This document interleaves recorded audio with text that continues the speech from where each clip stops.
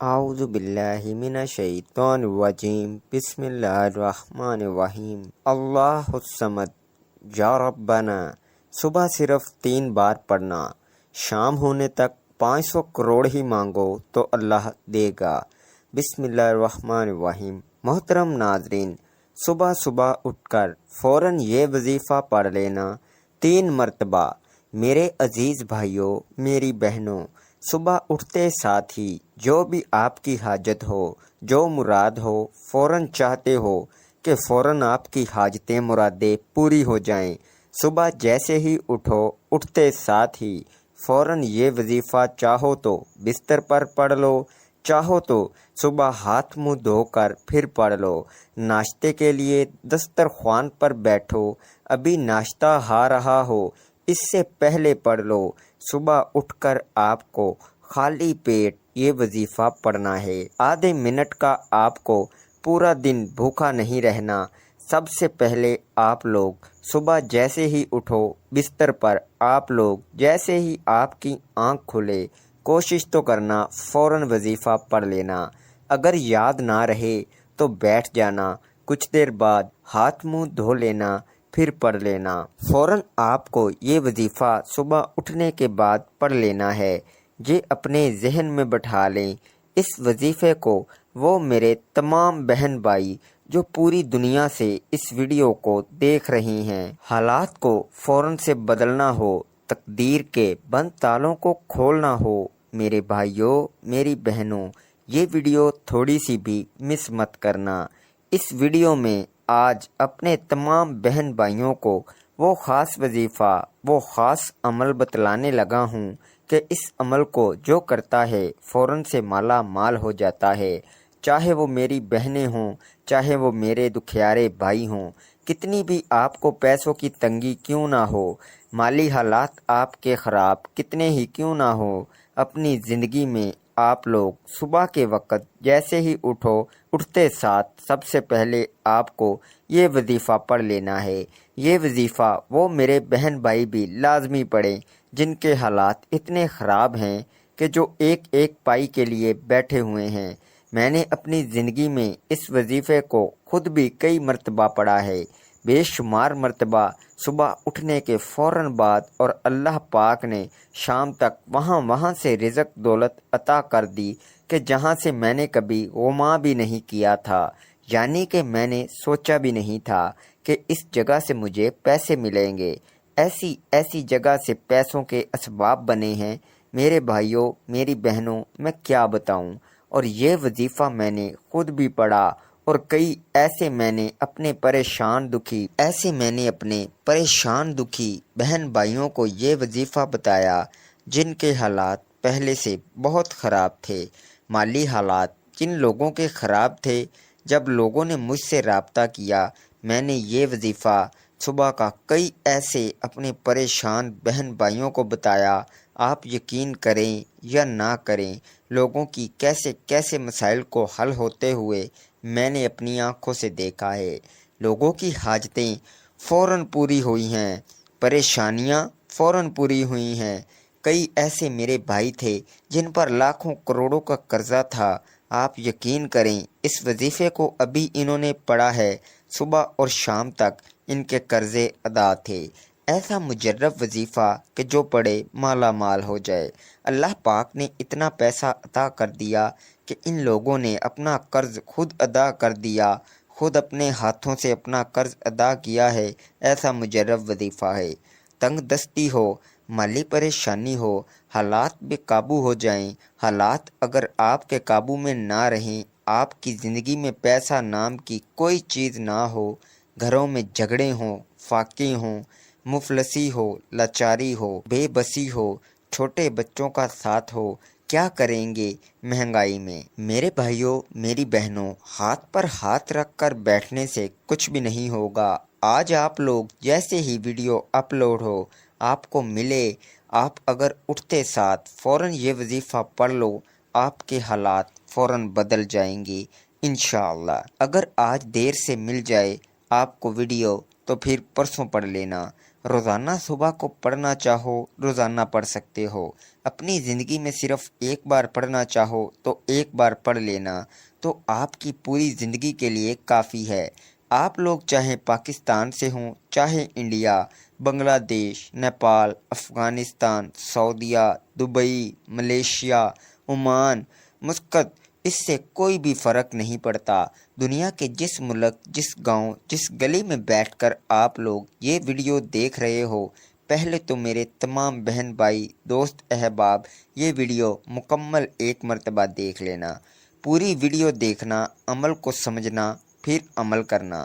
عمل کو سمجھے بغیر، اپنے ذہنوں میں بٹھائے بغیر، ویڈیو مکمل دیکھے بغیر اگر آپ لوگ یہ وظیفہ پڑھو گے کوئی فائدہ نہ ہوگا۔ پہلے عمل کو سمجھو، پھر کرو، پھر فائدہ نہ ہو تو پھر مجھے کہنا۔ آپ کی کوئی ایسی حاجت ہو، کوئی ایسی مراد ہو کہ آپ سمجھتے ہو کہ یہ پوری نہیں ہو سکتی، چاہے آپ کو ذاتی مکان چاہیے ہو، چاہے آپ کو دنیا جہاں کی کوئی ایسی قیمتی چیز چاہیے ہو، چاہے وہ قیمتی گاڑی ہو، نیا ایسا گھر ہو، کوئی عالی شان محل ہو، کوئی بڑے سے بڑا موبائل ہو، کوئی بڑی ایسی رقم ہو جو آپ کو چاہیے ہو، آپ یہ وظیفہ پڑھنا آدھے پونے منٹ کا اور فوراً اللہ پاک سے دعا مانگ لینا۔ یہ وظیفہ ایسے ایسے بیمار لوگوں کو میں نے بتلایا ہے میرے بھائیوں، میری بہنوں، شام تک بالکل بیماریاں ختم تھیں۔ اپنی بیماریوں کے لیے، اپنی حاجتوں کے لیے، اپنی بڑی پریشانیوں کے لیے، دکھ تکلیف کیسا بھی ہو، گھر میں جھگڑے ہوں، کچھ بھی آپ کا مسئلہ ہو، یہ وظیفہ پڑھ لینا۔ کوئی بھی آپ کی حاجت ہو، یہ وظیفہ صبح اٹھ کر پڑھنا اور شام تک غیبی طریقے سے آپ لوگ اپنی زندگی میں تبدیلی دیکھ لینا۔ زندگی میں دولت کو آتے ہوئے دیکھ لینا۔ زندگی میں آپ لوگ اپنی آنکھوں سے اپنے حالات کو بدلتے ہوئے دیکھ لینا۔ سب سے پہلے آپ لوگ صبح اٹھ گئے، بستر پر لیٹے لیٹے یہ وظیفہ پڑھ لیں، چاہیں تو ہاتھ منہ دھوئیں پھر وظیفہ پڑھ لیں۔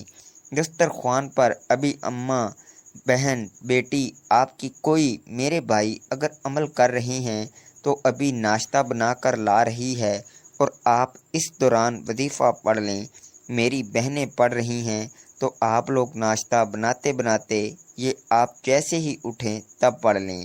آپ لوگ آدھے منٹ کا وظیفہ اٹھنے کے بعد پڑھنا، پھر جو کرنا ہو کرنا، کام پہ جاؤ، ناشتہ کرو، جو کرنا ہے کرو، چاہے صبح 9 بجے اٹھو، چاہے 6 بجے اٹھو، 5 بجے اٹھو، صبح آپ لوگ 8 بجے اٹھو، 10 سے 11، 12، 2، 3، 4 جب آپ اٹھو فوراً وظیفہ پڑھ لینا۔ اللہ پاک کی ذات پر یقین بھروسہ کرتے ہوئے سب سے پہلے آپ لوگ جب یہ وظیفہ شروع کرو تو ایک مرتبہ درود شریف پڑھنا، کوئی سا بھی درود ابراہیمی پڑھ لیں، صلی اللہ علیہ وآلہ وسلم یا صلی اللہ علیہ محمد پڑھ لیں۔ جو میرے بھائیوں بہنوں کو درود شریف پڑھنا ہو ایک مرتبہ درود پاک پڑھیے گا، اور درود پاک پڑھنے کے فوراً بعد آپ لوگ جو وظیفہ، جو عمل آپ کو بتاؤں گا، ایک ہی وقت میں ایک ہی جگہ پر پورا عمل آپ لوگوں کو پڑھنا ہے۔ 1 منٹ کے اندر آپ لوگ پورا عمل پڑھ لو گے۔ بڑا آسان تھا عمل ہے، بڑا ہی خاص عمل ہے۔ سب سے پہلے آپ لوگ اور میرے تمام بہن بھائیوں کو اجازت ہے، جو بھی اس عمل کو کرنا چاہیں سب سے پہلے آپ لوگ ایک مرتبہ درود شریف پڑھیے، یہ وظیفہ، یہ عمل شروع کر دیجئے گا۔ ایک مرتبہ آپ لوگ کوئی سا بھی درود پاک پڑھ لیجئے گا۔ اعوذ باللہ من الشیطان الرجیم، بسم اللہ الرحمن الرحیم۔ اللهم صل على محمد وعلى آل محمد كما صليت على إبراهيم وعلى آل إبراهيم إنك حميد مجيد۔ اللهم بارك على محمد وعلى آل محمد كما باركت باركت على إبراهيم وعلى آل إبراهيم إنك حميد مجيد۔ درود پاک پڑھنے کے فوراً بعد اپنے ہاتھوں میں ایک تسبیح پکڑ لیجئے گا، اور تسبیح پر آپ لوگ سب سے پہلے اگر تسبیح نہ ہو تو سیدھے ہاتھ پر بھی پڑھ سکتے ہیں، کوئی پابندی نہیں۔ سب سے پہلے آپ نے درود شریف پڑھ لیا، اس کے بعد آپ کو سب سے پہلا جو وظیفہ پڑھنا ہے، یہ وظیفہ بڑا ہی خاص وظیفہ ہے۔ آج کا صبح کا جو عمل ہے، اس میں پہلے نمبر پر آپ کو یہ وظیفہ پڑھنا ہے۔ میرے عزیز بھائیوں، میری بہنوں، ایک بار درود پاک آپ نے پڑھ لیا تو فوراً اس وظیفے کو آپ لوگ پڑھنا شروع کر دینا۔ یہ وظیفہ پیارے بھائیوں، میری بہنوں ہے، یا قادر یا قادر، اس طرح پڑھتے رہیں۔ صرف 7 مرتبہ آپ کو یا قادر کا وظیفہ فوراً پڑھنا ہے۔ جب یا قادر کا وظیفہ آپ لوگ 7 مرتبہ پڑھ لیں، اس کے بعد فوراً آپ لوگوں کو بسم اللہ الرحمن الرحیم، بسم اللہ الرحمن الرحیم، آپ لوگوں کو آپ نے 1 مرتبہ درود پاک پڑھ لیا، اس کے بعد آپ نے 7 مرتبہ یا قادر کا وظیفہ پڑھ لیا تو فوراً 7 مرتبہ بسم اللہ الرحمن الرحیم پڑھ لیجئے گا۔ جب 7 مرتبہ آپ لوگ بسم اللہ الرحمن الرحیم پڑھ لیں، اس کے بعد فوراً تمام میری وہ بہنیں اور میرے بھائی، آپ لوگوں کو 1 مرتبہ سورہ کوثر پڑھنی ہے۔ بسم اللہ الرحمن الرحیم، اِنَّا أَعْطَيْنَاكَ الْكَوْثَرَ فَصَلِّ لِرَبِّكَ وَانْحَرْ إِنَّ شَانِئَكَ هُوَ الْأَبْتَرُ۔ 1 مرتبہ جب سورہ کوثر پڑھ لیں تو آخری وظیفہ پورا عمل آدھے پونے منٹ میں آپ لوگ کر لو گے۔